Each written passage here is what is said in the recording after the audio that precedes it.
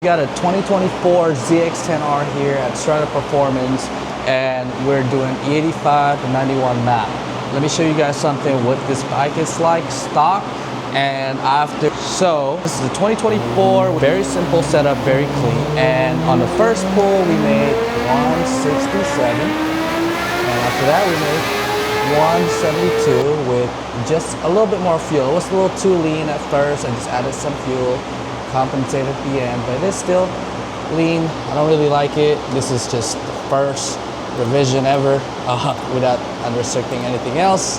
As you can see, the power band there falls off about 11,000 RPM, just start falling down. So I'm gonna keep you guys updated how this thing gonna go. We're hoping to see 195 from E85, and that will be cooking. So from 167 to 195. Let's see how he goes. Stay tuned.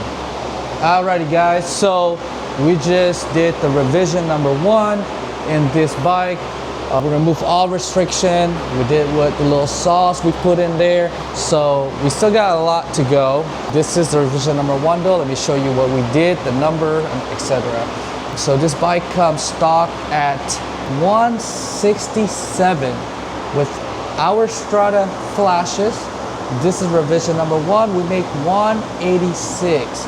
Look at the green line, guys. That is the stock. Look at how the power just falls off. And the red just keeps going all the way to 14,500. And we're just gonna leave it at that. We don't over rev our bike. As soon as we see the power start falling off, we cut it out there, and we do not need to go more than that because it's just gonna keep falling off. We keep it in the power band and keep the bike healthy. So here in Strada Performance, we don't over rev our bike. As soon as we see that horsepower start dropping, we cut it out right there. So as soon as you shift, you get to the power band. That's where we want it at. So that's where you get the most out of your bike. And also over revving your bike could cause engine damage. You could potentially drop a valve, and you just don't want that. Why are we pushing this bike more than we need to when it stopped making power? It just does not make sense. So we keep it in the power band, we keep it happy, we keep this thing last a long time. So we still got a good way to go here, guys. So this is not just our last revision, because as you could see, the AFR is okay, but we want it to be perfect and straight. This is a little rich right here, around 13.5 to 14.5, but we're gonna get this thing all straight, guys. So stay tuned. I don't know how you guys ride this thing stock, because it's a crazy difference in my tune. 20 plus horsepower, and if you see this gain right here, guys, if you see this gain right here, we're talking about what? 50 plus horsepower gain at 13,000. It's insane. We're not even gonna talk about this gain, guys, because it just does not make sense. 100 plus horsepower gain. Like I said, it does not make sense. Like this right here, guys, you will feel this. This is gonna feel like a brand new bike. So we got a lot more revision to do. This customer is going on E85, and we're expecting 195. Or a little bit more, we'll see. Hopefully we hit 200 with this bike. We're gonna do the quick shifter. There's a lot more things that we're gonna do.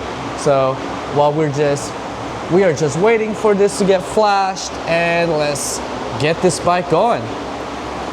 So let's just see. Hopefully this thing make over 200 today, which will be amazing, and the customer will be very happy. See you later.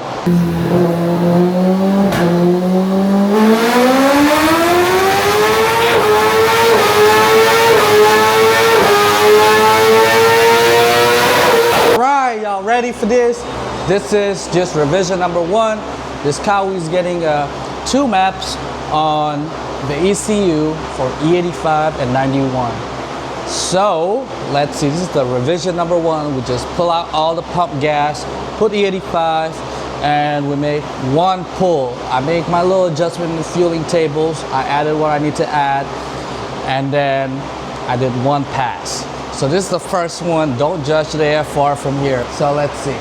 Just from the E85, it went from 186 to 195.